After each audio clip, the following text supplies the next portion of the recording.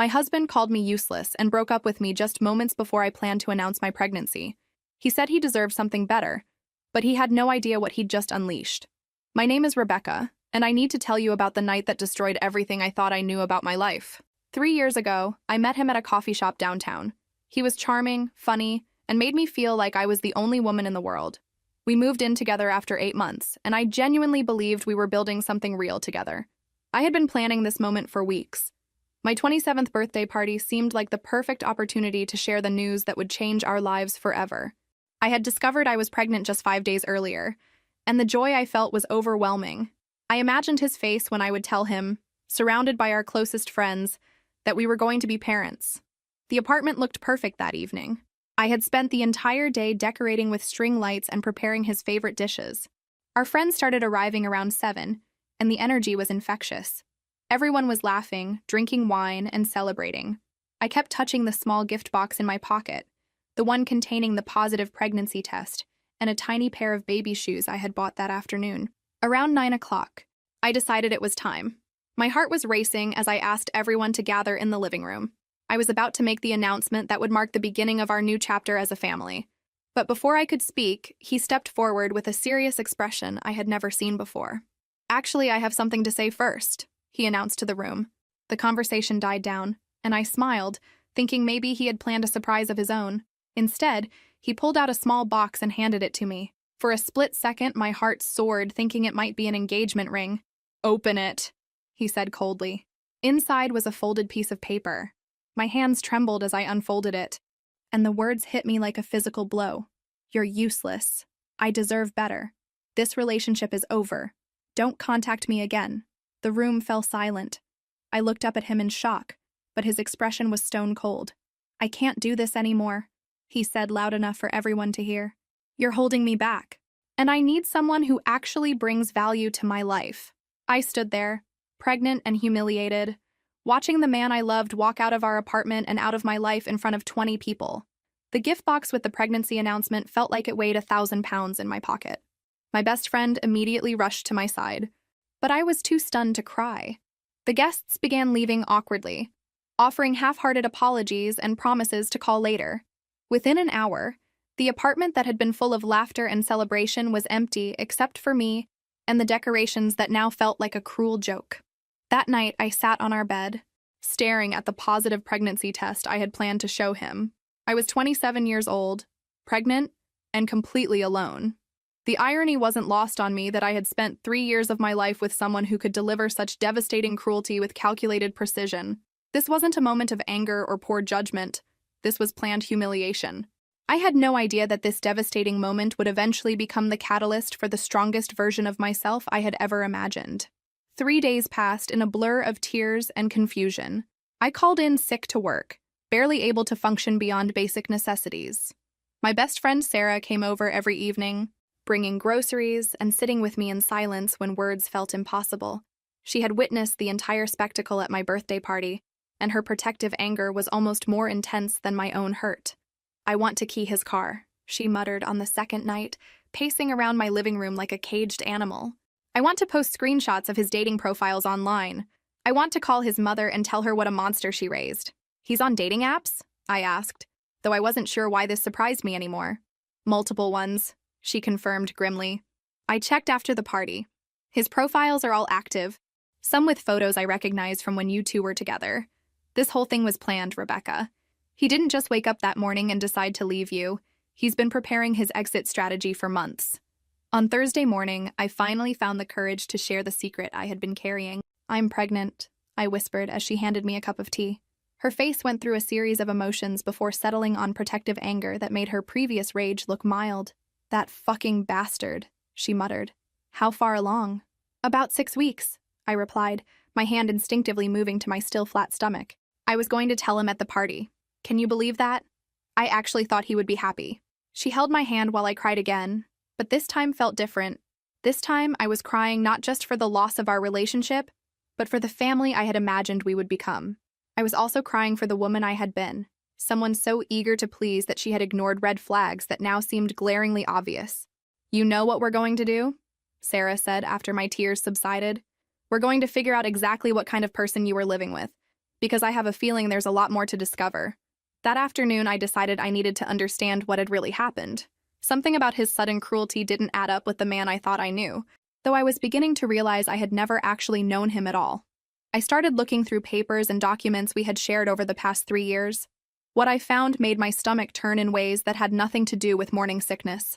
Hidden in his desk drawer were credit card statements I had never seen before. Not just one or two, but an entire financial life I had been completely unaware of. Expensive dinners at restaurants we had never been to together, some costing more than I spent on groceries in a month. Hotel charges from weekends when he claimed to be visiting his college friends in other cities. Jewelry purchases that never made it to me, including a $3,000 necklace bought just 2 weeks ago. The most recent statement showed charges from just last week. A romantic dinner for two at the most expensive steakhouse in the city, the same night he told me he was working late on an important project. The bill was over $400, more than we had ever spent on a dinner together in 3 years of dating. My hands shook as I found his phone bill tucked between old magazines. Hundreds of texts and calls to a number I didn't recognize, all marked with the contact name M. The frequency had increased dramatically over the past 2 months, sometimes 20 or 30 messages in a single day. Some days he was texting this person more than he was texting me, but the phone records revealed something even more disturbing. Late-night calls that lasted for hours, placed after I had gone to bed believing he was working on his laptop beside me. Weekend calls made during times when he claimed to be running errands or meeting friends for drinks. A pattern of deception so comprehensive that it rewrote the entire history of our relationship. I felt like a detective uncovering evidence of my own life's lie. The man I had been living with, sharing meals with, making plans with, discussing our future with, had been living a completely separate reality. While I was planning our future and carrying his child, he was planning his escape and building a relationship with someone else. The most painful discovery came when I found a receipt from a jewelry store dated just 1 week before our breakup. It was for an expensive necklace with an engraving, "To M, all my love, forever yours." The realization that he had been buying romantic gifts for another woman while I was at home excited about our baby made me physically sick. I also found restaurant receipts that told a story of romance I had never experienced with him. Expensive bottles of wine, desserts ordered for two, charges that indicated long, leisurely dinners. In 3 years together, he had never taken me to restaurants this nice, always claiming we needed to be more careful with money and save for our future together. That evening, I sat surrounded by evidence of his deception. Credit card bills, phone records, receipts, hotel confirmations, all proof that the last several months of our relationship had been a complete fabrication on his part. I wasn't just dealing with a sudden breakup. I was dealing with calculated, long-term betrayal by someone who had been living a double life while I planned our future. Sarah found me there when she arrived with dinner, papers scattered around me like the pieces of a puzzle that painted a picture I had been too naive to see. "What's all this?" she asked, though her expression suggested she already knew. "Proof that I never really knew him at all," I said, my voice steadier than it had been in days. For the first time since that horrible night, I felt something other than sadness. I felt angry, and that anger was starting to give me strength. "We need to figure out who M is," she said, picking up the phone bill, "and you need to decide what you're going to do with all this information." I looked down at my stomach, thinking about the tiny life growing inside me. This baby deserved better than a father who could walk away so callously. But more importantly, I deserved better than spending my life wondering what I had done wrong. The truth was harsh, but it was also liberating. I hadn't lost a loving partner. I had escaped from a liar and a manipulator. "I know exactly who M is," I said, reaching for my laptop. "And I know exactly what I'm going to do." It took me exactly 37 seconds to find her social media profiles. Michelle Chen, a marketing coordinator at a tech startup downtown. 25 years old, ambitious, and according to her recent posts, very much in a relationship with my boyfriend. Photos of romantic dinners, couples' weekend trips, and intimate moments that had been happening parallel to my own relationship. The timeline was devastating and clear. While I had been discussing moving in together permanently, she had been posting photos from weekend getaways with him. While I had been talking about our future, he had been building one with her. The necklace I had found the receipt for was prominently displayed in her most recent photo, along with a caption about "the most thoughtful man in the world." "Look at this," I said, turning the laptop toward Sarah. "She has no idea I exist. Look at her posts. She thinks she's in an exclusive relationship with him." Sarah studied the screen, her anger building with each photo. "She has posts going back 4 months," she said. "Rebecca, this isn't just cheating. This is like he was living two completely separate lives. The next discovery was even more infuriating. Michelle had posted photos from my birthday party. Not photos with him since he had left so dramatically, but photos from earlier in the evening when she had apparently been there as a guest. I remembered her now, a friend of a friend who had seemed nice enough, making small talk with me about work and relationships while secretly sleeping with my boyfriend. She was there, I said, my voice barely controlled. She was at my party talking to me about how lucky I was to have such a supportive boyfriend, while she was sleeping with him behind my back. The level of deception was so comprehensive that it rewrote my understanding of the past several months. Every late night he claimed to be working. Every weekend trip he said was with college friends. Every time he had been distant or distracted. It all made sense now. He hadn't been building a life with me. He had been managing two relationships simultaneously until he decided which one to keep. I spent the next hour documenting everything. Screenshots of Michelle's social media posts, photos of the receipts and credit card statements, copies of the phone records. I was building a case, though I wasn't sure yet what I planned to do with it. "Are you going to confront her?" Sarah asked as I methodically saved evidence to a folder on my desktop. "I don't know yet," I replied, "but I'm going to make sure I have options." That night, I lay in bed staring at the ceiling and processing the full scope of what I had discovered. I hadn't just been dumped. I had been systematically deceived by someone who had no qualms about lying to my face for months while building a relationship with someone else. The cruelty of his departure wasn't just about ending our relationship. It was about humiliating me so thoroughly that I would be too devastated to investigate or fight back. But he had underestimated me. The humiliation that was supposed to destroy me was actually clarifying everything. I wasn't the problem in our relationship. I was the victim of someone who was fundamentally dishonest. And now I had proof. It took me 2 more days to gather the courage, but by Saturday morning, I knew I needed answers. Not just for closure, but for the practical matters that were about to become very real. I texted him to meet me at the coffee shop where we first met, claiming I had some of his belongings to return. Neutral territory felt safer for what I was about to do. He arrived 20 minutes late, looking uncomfortable and avoiding eye contact. His usual confident demeanor was replaced with something that looked almost like guilt, though I suspected it had more to do with being caught than with genuine remorse. He sat across from me, fidgeting with his phone and glancing toward the exit as if planning an escape route. "So," I said, placing the folder of evidence on the table between us, "I found some interesting things while cleaning out the apartment." His face went pale as he recognized the credit card statements and phone bills. For the first time in our entire relationship, he looked genuinely afraid. The confident mask he usually wore slipped completely, revealing someone who was much smaller and more pathetic than I had ever realized. "Rebecca, I can explain—" "Can you explain who M is?" I interrupted, sliding the phone bill toward him. "Because I did some research. Turns out it's not that hard to trace phone numbers these days. Social media makes everything so convenient." The silence stretched between us for what felt like an eternity. I could see him calculating his options, trying to figure out how much I knew and what he could still lie about. Finally, he sighed and ran his hands through his hair. "It's Michelle," he admitted quietly. "Michelle Chen, marketing coordinator, 25 years old, currently wearing the $3,000 necklace you bought her last week?" I asked pleasantly. "The same Michelle who was at my birthday party, talking to me about what a great boyfriend you were while she was secretly sleeping with you?" His shocked expression told me everything I needed to know. He hadn't expected me to connect those dots, hadn't anticipated that I would be thorough in my investigation. He had counted on me being too devastated to dig deeper, too humiliated to fight back. "How long?" I asked, surprised by how calm my voice sounded. "About 4 months," he mumbled, still not looking at me directly. 4 months. That meant it started right around the time I had begun talking about taking our relationship to the next level, when I had started bringing up the possibility of engagement and marriage. While I was imagining our future, he was already planning his exit strategy with someone else. "And the money?" I asked, pointing to the credit card statements. "All those expensive dinners and hotels while you were telling me we needed to budget more carefully for our future together?" He shifted uncomfortably in his seat, looking like a child caught stealing from the cookie jar. "Look, I was going to tell you eventually. I just needed time to figure things out." "Figure what out exactly? How to string me along while you built a new life with her? How to keep 2 women interested while you decided which one was worth keeping?"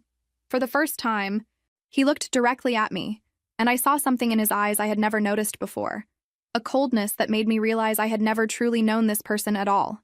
The mask was finally off, and underneath was someone capable of sustained deception and calculated cruelty. "You want the truth?" he said, his voice taking on an edge that was probably closer to his real personality than anything I had heard before. "Michelle gets it. She's ambitious, she's going places, she makes good money. She makes me want to be better. With you, I felt like I was just settling." The words should have hurt more than they did. But instead, they clarified everything. This wasn't about my inadequacy. It was about his character. A decent person would have ended our relationship before starting another one. A decent person wouldn't have humiliated me in front of our friends. A decent person wouldn't have let me continue believing in a future that he had already abandoned months ago. But then I realized something that made me smile for the first time in days. "Does Michelle know about the credit card debt?" I asked sweetly. "Because based on these statements, you're carrying about $15,000 in debt from your little romantic adventures. Does she know she's dating someone who's financially irresponsible? Does she know you were living with another woman while you were taking her on all those expensive dates?" His face went from pale to gray. "What do you mean?" "I mean, you've been financing your relationship with her by racking up credit card debt, and now you're going to have child support payments on top of that. I wonder how long your ambitious new girlfriend will stick around when she realizes what kind of financial mess she's getting involved with." "Child support?" he repeated, as if the words didn't make sense. "There's something else you should know," I said, my hand moving unconsciously to my stomach. "I'm pregnant." The color drained completely from his face. He gripped the edge of the table and stared at me in shock, and I could practically see his carefully constructed new life crumbling in real time. "What?" 6 weeks pregnant. I was planning to tell you at the party, actually. Right before you handed me that charming little note about how useless I am. He sat in stunned silence for several minutes, processing this information. I could practically see his mind racing through the implications, calculating how this would affect his new life with Michelle, his finances, his carefully planned future. Are you sure it's mine?" he finally asked. The question was so insulting, so perfectly characteristic of the person I now realized he was, that I almost laughed. It was exactly the kind of thing someone would ask when they were looking for any possible way to escape responsibility for their actions. "Yes, I'm sure. But don't worry. I won't be expecting anything from you emotionally. Financially, however, that's a different story entirely." I stood up, gathering my things and the evidence I had brought. "My lawyer will be in touch about child support. Oh, and one more thing. I'll be keeping the apartment. Turns out the lease is only in my name, and I've been paying most of the rent anyway. You have until Sunday to get your things out." As I walked toward the door, he called after me, desperation clear in his voice. "Rebecca, wait. Maybe we can work something out. I mean, if you're pregnant." I turned back to look at him one last time, this man who had spent months lying to my face while planning his escape. "The time for working things out was before you decided I was useless. Before you decided to cheat. Before you decided to humiliate me in front of 20 people. The only thing we'll be working out now is how much you'll be paying in child support." Walking out of that coffee shop, I felt something I hadn't experienced in days. Power. I wasn't just the victim of his betrayal anymore. I was taking control of my situation, and he was about to learn that his actions had consequences that extended far beyond my hurt feelings. The look of panic on his face as I left told me everything I needed to know. He had thought he was upgrading to a better life, but he was about to discover that his choices came with a price tag he hadn't anticipated. Michelle was about to learn that her perfect boyfriend came with significant baggage, and he was about to learn that treating people as disposable had financial consequences. For the first time since my birthday party, I felt like I was winning. Monday morning brought a new kind of clarity. I sat at my kitchen table with a legal pad, making lists and calculations like I was planning a business launch rather than a life overhaul. The first call I made was to a family law attorney whose name I found through an online search. "You're being smart to think ahead," she told me during our phone consultation. "Many women wait until after the baby is born, but planning now gives you more control over the situation. We can establish paternity immediately after birth and begin child support proceedings. Based on his income level, you're looking at roughly $400 to $500 monthly." The second call was to my landlord, confirming that I could handle the rent alone and requesting a lease renewal in my name only. The third was to my boss, explaining that I needed to discuss adjusting my work arrangement to accommodate single motherhood. She was surprisingly supportive and agreed to let me work from home 3 days a week. "We've been looking for ways to offer more flexible arrangements anyway," she said. "Your performance has always been excellent, and honestly, having someone working different hours could help us serve clients in different time zones." By Wednesday, I had restructured my entire budget. The financial planning revealed something interesting. I had been shouldering a much larger portion of our shared expenses than I remembered. Without him, my monthly budget actually had more room for savings than before. His contributions to rent and utilities had been minimal compared to what I was paying for groceries, household items, and most of our entertainment. Looking back at our bank statements, I realized that while I had been putting aside money for our future together, he had been spending every penny he earned on maintaining two relationships. The irony was perfect. I was financially better off without him, while he was about to take on significant new expenses. The legal consultation had been enlightening in ways I hadn't expected. My attorney explained that regardless of our relationship status, he would be legally responsible for child support once paternity was established. More importantly, she helped me understand my rights regarding custody and visitation arrangements. The key is to document everything, she advised. Keep records of all communications, save text messages, and maintain a clear record of his involvement or lack thereof. This will be important if you ever need to modify custody arrangements or support agreements. She also explained something that gave me considerable satisfaction. If he chose not to be involved in the child's life, it would actually make my situation simpler legally. No custody battles, no forced shared decision-making, no complicated visitation schedules. I would have complete control over raising my child while still receiving financial support. Sunday afternoon arrived with an unexpected sense of freedom. I had changed the locks Saturday evening and spent the weekend strategically removing any trace of him from the apartment. It felt like performing surgery on my own life, carefully excising the infected parts while preserving what was healthy and worth keeping. Sarah helped me box up his belongings, and we arranged them neatly on the front steps. When he arrived to collect them, I watched from the window as he loaded boxes into a friend's truck. He knocked on the door once, but I didn't answer. Everything that needed to be said had been said. This chapter was closed, and I was already writing the next one. "How does it feel?" Sarah asked as we watched him drive away. "Like taking out the trash," I replied, and I meant it. The following week settled into a routine that felt surprisingly manageable. Prenatal appointments, work projects, preparing the spare bedroom for a nursery. Sarah helped me paint the walls a soft yellow color, and we spent evenings planning furniture arrangements and making lists of baby supplies. "You know what I love about this?" she said one evening while we were assembling a crib. "You're not sitting around waiting for him to come back or hoping he'll change his mind. You're building something completely new." She was right. For the first time in 3 years, I was making decisions based entirely on what I wanted and needed, not on what would accommodate someone else's mood or schedule. It was liberating in a way I hadn't expected. I started receiving texts from him again around my 10th week of pregnancy. Not romantic overtures or attempts at reconciliation, but increasingly frantic messages about his deteriorating situation. "Michelle found out about the baby," one message read. "She's freaking out. Can we talk?" I ignored it, but the messages kept coming throughout the day. "She wants to know why you didn't tell her about us living together. She's asking about the credit card debt. Rebecca, please answer me. Everything is falling apart." I forwarded the messages to my attorney without responding. She handled all communication from that point forward, maintaining the legal boundaries I had established. It felt good to have a professional buffer between us, someone who could deal with his chaos while I focused on taking care of myself and my baby. "His personal problems aren't your responsibility," my attorney reminded me during one of our check-ins. "Your only concern is ensuring he meets his legal obligations to support this child." The legal proceedings moved faster than anticipated. My attorney served him with paternity and child support papers 6 weeks after our coffee shop confrontation. His response came through his lawyer: a request for a payment plan and a formal acknowledgement of paternity, without any request for visitation rights. "That's unusual," my attorney noted during our meeting. "Most fathers at least ask about some form of custody arrangement." "He's not interested in being a father," I explained. "He just wants to minimize the financial impact and move on with his life." "That actually makes things simpler legally," she replied.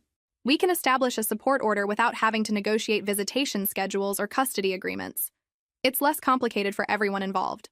Through mutual friends, I learned that his perfect new relationship was imploding exactly as I had predicted. Michelle had discovered not only his debt and his impending fatherhood, but also the extent of his deception about our living situation. She had thought he was casually dating when they met, not living with someone he had been in a serious relationship with for 3 years. "She kicked him out after a week," Sarah reported with obvious satisfaction. "Apparently, she told him she didn't sign up to be involved with someone who had child support obligations and $15,000 in credit card debt." The news should have felt like sweet revenge, but instead, it just felt predictable. This was the natural consequence of someone who built relationships on lies and deception. Michelle had made a smart decision to protect herself from someone who had proven he was willing to manipulate and deceive people he claimed to care about. My phone buzzed with another message from him. Everything fell apart with Michelle. I know I screwed up. Can we try to work things out? I screenshot the message and sent it to my attorney. Please inform his lawyer that all communication should go through legal channels, I replied, and remind him that child support obligations don't disappear based on his relationship status. The second trimester brought new challenges but also new confidence. I had assembled a support network of friends, family, and healthcare providers who were invested in my success as a single mother. My prenatal classes were filled with couples, but I didn't feel out of place. If anything, I felt more prepared than many of them because I had already proven to myself that I could handle difficult situations independently. I learned the baby's gender at my 20-week ultrasound, a girl. Sitting in that darkened room, watching her tiny form on the monitor, I felt a fierce protectiveness and love that surprised me with its intensity. This little person was going to have a mother who valued honesty and integrity, who wouldn't settle for less than she deserved, who would teach her that real love was about respect and consistency, not dramatic gestures and empty promises. She's beautiful, the technician said, pointing out tiny hands and feet. She's perfect, I whispered, and I meant it. She was exactly what she was supposed to be, created from the ruins of something dishonest into something pure and hopeful. By my third trimester, I had created a life that was not only stable but genuinely fulfilling. My work-from-home arrangement was so successful that my boss offered me a promotion with additional remote responsibilities. The extra income meant I could save money for the baby's future and still maintain financial independence. You've really figured this out, my boss said during our monthly check-in call. Your productivity has actually increased since you started working from home more. Have you thought about making this permanent? The apartment that had once felt too expensive for one person now felt like the perfect size for a small family. I spent evenings reading in the nursery, imagining the life my daughter would have here. A life based on honesty and stability, where the adults in her world kept their promises and treated each other with respect. The child support payments began arriving during my 8th month of pregnancy, deposited automatically into an account I had set up specifically for child-related expenses. $450 monthly, exactly as the court had calculated. No communication, no drama, just the financial obligation being met as required by law. How does it feel, getting those payments? Sarah asked during one of her visits. Like justice, I replied simply. Not revenge, just consequences. He made choices, and now he gets to live with them for the next 18 years. I used the money practically, setting up the nursery, buying baby supplies, and starting a college savings fund. Every dollar he sent was an investment in our daughter's future, which felt like the perfect transformation of his obligation into something positive. Around this time, I started dating again, though very casually. The man I met, David, was a teacher who worked with special needs children. Our first conversation happened at a coffee shop when he noticed me reading a pregnancy book and asked if I was excited about becoming a mother. Very excited, I replied, though it's going to be just the two of us. Single parenting is tough, he said with genuine respect. My sister raised her daughter alone, and she's one of the strongest people I know. David's approach to my situation was refreshing. He didn't treat my pregnancy as a complication or ask probing questions about the father. He seemed genuinely interested in me as a person, and when I explained my circumstances, his response was perfect. You're building something important, he said during our second coffee date. Your daughter is lucky to have a mother who prioritizes what's right over what's easy. Our relationship developed slowly and naturally. He understood that my pregnancy and preparations for motherhood were my primary focus, and he never pressured me for more time or attention than I was able to give. When I was too tired for dinner dates, he would bring takeout to my apartment and help me assemble baby furniture. When I was stressed about work deadlines, he would quietly handle my laundry or grocery shopping without being asked. You don't have to take care of me, I told him one evening as he folded tiny baby clothes while I worked on my laptop. I'm not taking care of you, he replied. I'm participating in something I care about. There's a difference. Labor began at 3 a.m. on a Tuesday morning, exactly 2 weeks before my due date. The contractions started mild, but quickly intensified, and by 7 a.m. I was in the hospital with Sarah by my side. David arrived shortly after, bringing comfortable pillows from home and snacks for Sarah, then settled into the waiting room to provide support without crowding my space. 26 hours later, Emma Rebecca was born, healthy, perfect, and entirely mine. Holding her for the first time, I felt a completeness I had never experienced before. This tiny person was the reason I had endured everything over the past 9 months. She was worth every moment of uncertainty, every difficult decision, every sleepless night spent planning our future. "She's beautiful," Sarah whispered, tears streaming down her face. "Look at what you did. Look at what you created." David met Emma when she was 2 hours old, and his reaction was everything I could have hoped for. He didn't try to hold her or insert himself into the moment, but the way he looked at both of us told me everything I needed to know about his character. "She's incredible," he said softly. "You both are." The first few weeks of motherhood were exactly as challenging as everyone had warned me they would be, but also more rewarding than I could have imagined. Emma was a good baby. She slept in reasonable stretches, nursed well, and seemed content most of the time. My work-from-home arrangement allowed me to maintain some income while adjusting to her schedule. Child support payments continued to arrive like clockwork, deposited directly into Emma's account. I used the money for daycare when I needed to take in-person meetings, for baby supplies, and for the college savings fund that was already growing steadily. He was providing financially exactly as the court required, nothing more and nothing less. 3 months after Emma was born, I started receiving occasional texts asking for photos. I consulted my attorney before responding. "You're under no legal obligation to provide pictures or updates," she advised. "If you choose to share information, keep it brief and factual." I decided to send 1 photo per month with a basic update about Emma's development.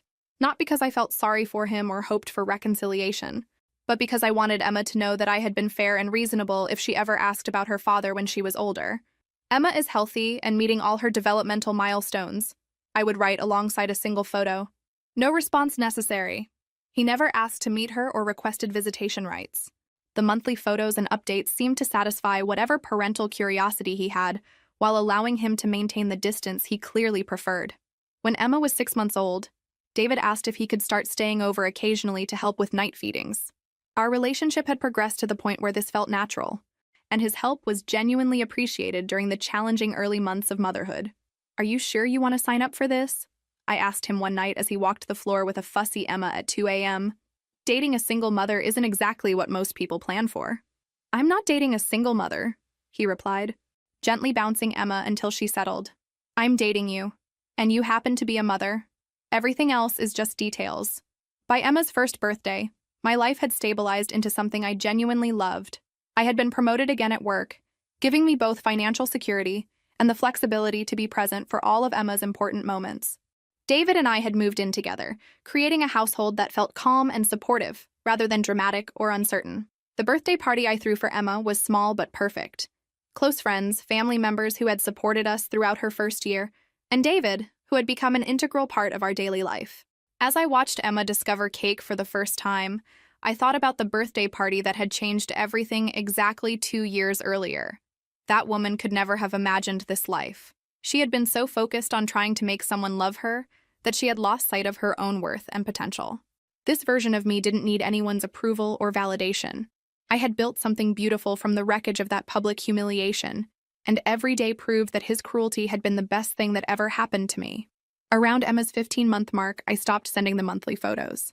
He hadn't responded to any of them in over a year, and I realized I was maintaining a connection that served no purpose for anyone involved. The child support continued to arrive automatically, which was all the relationship we needed. David proposed when Emma was 18 months old, in our living room while she played with blocks nearby. The ring was simple and beautiful, and his proposal was everything I had once thought I wanted, but had never actually received from the man who claimed to love me. "I want to adopt her," he said after I said yes. "I want to be her father in every way that matters." The adoption process required attempting to contact Emma's biological father about terminating his parental rights. My attorney sent the required notices to his last known address and published the legal announcements in newspapers as required by law. He had 60 days to respond if he wanted to contest the adoption. He never responded. "This is actually ideal," my attorney explained. "His failure to respond after proper notice allows us to proceed with the adoption. Combined with his complete lack of involvement in Emma's life, the court will almost certainly approve David's petition." The adoption was finalized 3 months before Emma's 2nd birthday. David's name was added to her birth certificate, and he became her legal father in every sense. The biological connection to her original father was legally severed, though the child support obligation remained in place until Emma turned 18. "How does it feel?" David asked as we walked out of the courthouse with the adoption papers. I looked down at Emma, who was babbling happily in her stroller, completely unaware that anything significant had just happened. It feels like we just made official what was already true, I replied. That evening, as I tucked Emma into her crib, I reflected on the journey that had brought us to this moment. 2.5 years ago, I had been a woman who accepted crumbs of affection from someone who saw her as disposable. Now I was married to a man who had chosen not just me, but my daughter, creating a family based on intention rather than obligation. Emma would grow up knowing that her stepfather had chosen to be her parent, while her biological father had chosen to walk away. She would understand the difference between people who show up and people who disappear when life gets complicated. Most importantly, she would see what healthy love looked like every day in the relationship David and I had built together. The child support payments continued for 16 more years, deposited automatically into Emma's college fund. We never heard from her biological father again. No birthday cards, no Christmas presents, no attempts to reconnect. He had completely removed himself from her life, which turned out to be exactly what was best for all of us. By the time Emma graduated high school, the account contained over $120,000, enough to cover most of her undergraduate education at the state university where she planned to study journalism. The money that had once felt like a reminder of betrayal had transformed into the foundation for her future. He kept his financial obligation, I told Emma, when she asked about her biological father during her senior year of high school. But he chose not to be part of your life in any other way. David chose to be your father because he wanted to be, not because he had to be. Emma nodded thoughtfully. I think I got the better deal, she said simply. Dad actually shows up. During her freshman year of college, Emma wrote an essay for her composition class about family structures. She interviewed me about my experience as a single mother and about David's decision to adopt her. Reading her words about our family was one of the most emotional experiences of my life. My mother could have spent years trying to fix something that was fundamentally broken, she wrote. Instead, she chose to build something new. My father could have walked away when he realized that loving my mother meant also taking responsibility for a child who wasn't biologically his. Instead, he chose to show up every day. I learned that family isn't about biology or convenience. It's about people who choose each other and keep choosing each other, even when it's difficult. She earned an A on that paper, and her professor asked if she would be willing to share it with other students studying non-traditional family structures. Emma agreed, proud to represent the kind of family that chooses love over obligation. During Emma's sophomore year, something unexpected happened. Her biological father attempted to contact her through social media. His message was brief. I know I have no right to reach out, but I've been thinking about you. I hope you're doing well. Emma showed me the message, unsure how to respond. What do you think I should do? What do you want to do? I asked. There's no right or wrong answer here. You get to decide what kind of relationship, if any, you want to have with him. She thought about it for several days before crafting a response. Thank you for reaching out. I'm doing very well. I have a loving family, and I'm studying journalism at State. I appreciate you respecting my boundaries all these years. I hope you're also doing well, but I'm not interested in developing a relationship at this time. His response was immediate and respectful. I understand completely. I'm proud of the young woman you've become, even though I had nothing to do with it. Your mother and father did an incredible job raising you. That was the end of their communication. Emma felt good about handling the situation with maturity and grace, and I was proud of how she had navigated something that could have been very complicated. I'm curious about him, she told me later, but I don't need anything from him. I already have everything I need. When Emma graduated college with honors, both David and I were there cheering loudly from the audience. She had used her degree to land a position at a respected newspaper, covering local politics and community issues. Her first major investigative piece was about single mothers navigating the legal system, inspired partly by her own family's story. You should be proud, David said as we watched Emma accept her diploma. She's incredible. We should be proud, I corrected. You raised her too. Looking back now, 22 years after that devastating birthday party, I can honestly say that being called useless and abandoned while pregnant was the greatest gift anyone ever gave me. It forced me to discover my own strength, to build a life based on my own values, and to choose people who chose me back. The man who walked out that night thought he was upgrading to something better. Instead, he gave up the chance to know an incredible daughter and missed watching a woman he had underestimated build a life more fulfilling than anything they could have created together. He became a monthly bank transfer while another man became Emma's real father through daily acts of love and commitment. His loss became my greatest victory, and every single day of my beautiful life is proof that sometimes the worst thing that can happen to you is actually the best thing in disguise. Emma grew up surrounded by people who chose to be in her life, and she learned that real love is demonstrated through action, not words. I never did find out what happened to Michelle, and I realized I didn't care. Some stories end with dramatic confrontations and satisfying revenge, but the best revenge is simply living well. My revenge was building a life so full of genuine love and authentic success that his absence became completely irrelevant. Emma's biological father remained a footnote in our story, financially responsible but emotionally absent, exactly as he had chosen to be. And that turned out to be perfect, because it meant Emma never had to navigate the confusion of having a parent who was inconsistently present or manipulatively involved. She had David, who showed up to every school play, every soccer game, every parent-teacher conference. She had me, who had learned that love means fighting for what matters and walking away from what doesn't. She had a family built on choice and commitment rather than obligation and convenience. The child support payment stopped on Emma's 18th birthday, exactly as scheduled. No fanfare, no communication, just the automatic end of a legal obligation. By then, Emma was already financially independent through scholarships and part-time work, and the college fund we had built from those payments had served its purpose. "Isn't it weird that he'll never have to think about us again?" Emma asked on her 18th birthday, as we celebrated with David and Sarah and the extended family we had built over the years. "He stopped thinking about us a long time ago," I replied, "and that's exactly what allowed us to build all this." I gestured around the room at the people who had chosen to be part of our lives, who had shown up consistently, who had invested in our happiness and success. This was what real family looked like. Not perfect, but present. Not obligated, but committed. That night, as I tucked away the final child support payment and closed the account that had funded 18 years of Emma's expenses, I felt nothing but gratitude. Not for him, but for the journey that had taught me the difference between settling and thriving, between being chosen and being tolerated, between building something authentic and maintaining something false. The woman who had stood in that living room 22 years ago, holding a pregnancy test and planning an announcement that would never come, could never have imagined this ending. She thought she needed someone else to complete her story. She learned instead that she was already complete. She just needed to stop letting other people edit her chapters. Emma's story began with an ending, and it turned out to be the most beautiful beginning any of us could have asked for.